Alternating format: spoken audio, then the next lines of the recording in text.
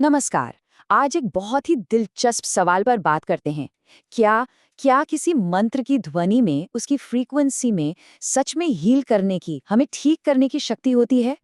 तो चलिए एकदम सीधे मुद्दे पर आते हैं। क्या कोई आवाज, कोई मंत्र सच में किसी का डीएनए बदल सकता है? ये सुनने में ही कितना बड़ा सवाल लगता है ना। और इसका जवाब थोड़ा हैरान करने वाला जरूर है। अच्छा, तो सबसे पहले सबसे बड़े दावे की बात करते हैं। क्या ये मंत्र सीधे डीएनए बदल सकता है? तो इसका सीधा सा जवाब है नहीं। लेकिन, और ये जो लेकिन है ना, यही सबसे जरूरी है। ये सीधे नहीं, पर इनडायरेक्टली यानी अप्रत्यक्ष रूप से शरीर में गहरे बदलाव ला सकता है।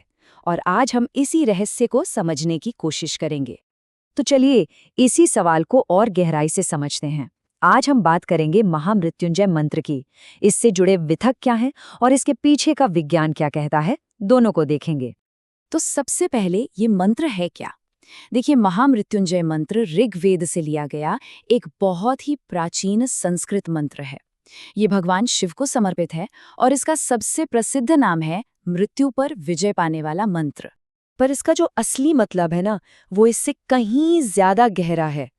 इसका असल मकसद सिर्फ बीमारी या मौत के डर से आज़ादी पाना नहीं है, बल्कि अपनी चेतना को, अपनी कॉन्शियसनेस को एक ऊंचे स्तर पर ले जाना है। तो ये सिर्फ जिंदा रहने का मंत्र नहीं है, ये बेहतर तरीके से जीने का मंत्र है। अब इस मंत्र की शक्ति को और अच्छे से समझने के लिए हमें इसकी जड़ों तक जाना होगा। तो चलिए इससे जुड़ी एक बहुत ही प्राचीन कहानी सुनते हैं, ऋषि मार्कंडेय की कहानी। तो कहानी कुछ ऐसी है कि ऋषि मार्कंडेय जब पैदा हुए तो ये भविष्यवाणी हुई कि उनकी उम्र सिर्फ 16 साल होगी।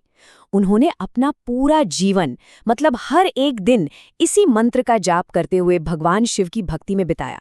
और फिर वो दिन आया जब वो 16 साल के हुए। मृत्यु के देवता यमराज उन्हें लेने आए, लेकिन ठीक उसी पल भगवान शिव खुद प्रकट हुए। उन्होंने मार्कंडेय की रक्षा की और उन्हें अमरता का वरदान दिया। पर इस कहानी का असली मतलब क्या है? सिर्फ एक चमत्कार? नहीं, ये कहानी असल में ये बताती है कि जब हमारा मन डर से ऊपर उठ जाता है ना, तो हमारी चेतना ही बदल जाती है। अमरता का मतलब शायद ये नहीं कि शरीर कभी खत्म ना हो, बल्कि ये है कि हम डर के बिना जिएं। चलिए अब कहानी और पौराणिक कथाओं से आगे बढ़कर आज के विज्ञान की दुनिया में चलते हैं और देखते हैं कि ये ध्वनि, ये मंत्र असल में हमारे मन और शरीर को कैसे बदल सकता है। देखिए, मॉडर्न साइंस में एक बहुत ही कमाल का कॉन्सेप्ट है जिसे कहते हैं एपिजेनेटिक्स। अब ये क्या है? इसका सीधा सा मतलब ये है कि हमारा डीएनए का कोड तो नहीं बदलता, लेकिन हमारे जीन्स कैसे काम करेंगे, उनका एक्सप्रेशन कैसा होगा, वो बदल सकता है। मतलब हमारे काम, हमारा माहौल, हमारी सोच, ये सब हमारे जीन्स के काम करने के तरीके पर असर डाल सकते हैं। तो अब सवाल ये है कि ये मंत्र के साथ कैसे जुड़ता है।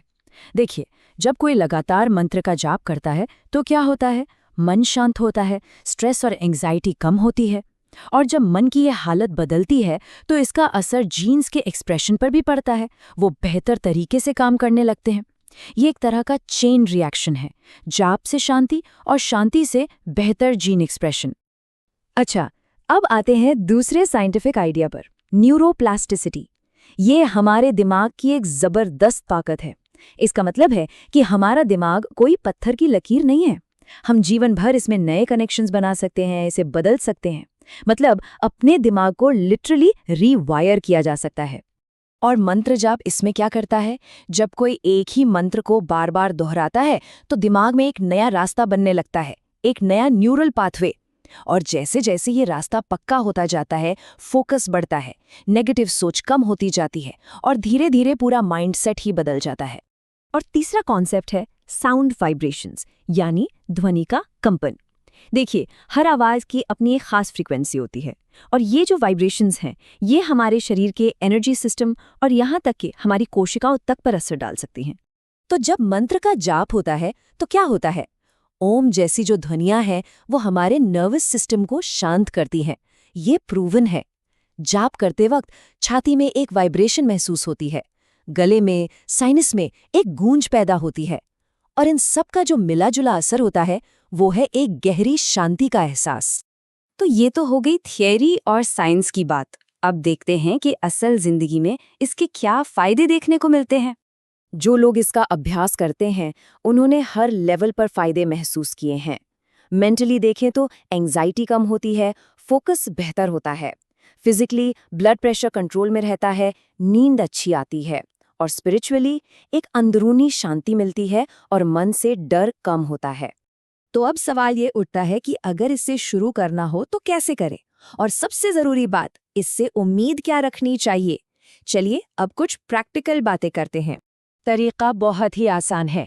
सबसे अच्छा समय सुबह का, ब्रह्म मुहूर्त का, या फिर रात को सोने से ठीक पहले का माना जाता है। बस आराम से कमर सीधी करके बैठना है। शुरू में 11 बार से भी स्टार्ट कर सकते हैं, फिर धीरे धीरे 108 बार तक ले जा सकते हैं।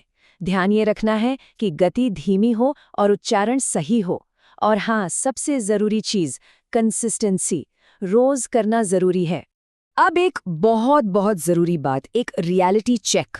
ये एक सपोर्ट सिस्टम है, दवा का रिप्लेसमेंट या विकल्प बिल्कुल नहीं है। इस बात को गांठ बांध लेना बहुत जरूरी है। अगर कोई बीमार है तो डॉक्टर की सलाह लेना सबसे पहला और सबसे जरूरी कदम है। ये अभ्यास एक बहुत पावरफुल टूल है जो ट्रीटमेंट के साथ साथ मदद कर सकता है, लेकिन ये ट्रीटमेंट की जगह कभी नहीं ले सकता। ये कोई जादू की छड़ी नहीं है। तो इस पूरी बातचीत का जो सबसे बड़ा निचोड़ है वो क्या है? बस एक बात जो हमें समझनी है, और वो बात ये है, असली हीलिंग डीएनए बदलना नहीं है। असली हीलिंग है अपने मन, अपने शरीर और अपनी एनर्जी, इन तीनों के बीच एक बैलेंस, एक संतुलन बनाना। क्योंकि जब ये होता है ना, तो पूरा जीवन ही बदल जाता है। और आखिर में ये एक सवाल सोचने के लिए है। अगर मन को बदला जा सकता है और वो बदला हुआ मन हमारे शरीर को बदल सकता है, तो फिर हीलिंग का, ठीक होने का असली मतलब क्या है? सोचिएगा जरूर।